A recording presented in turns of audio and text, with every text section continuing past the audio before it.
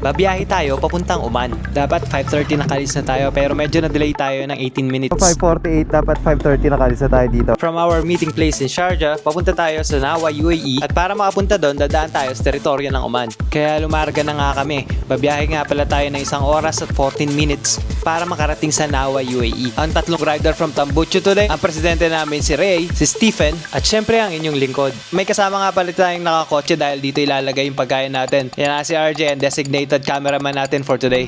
Medyo chill ride lang naman yung papunta namin doon. May konting bankingan pero stick lang naman kami sa speed limit. Via Corfacantanan nga pala ang pinili naming route dahil mas maganda at mas mabilis tayo makakapunta sa ating destinasyon.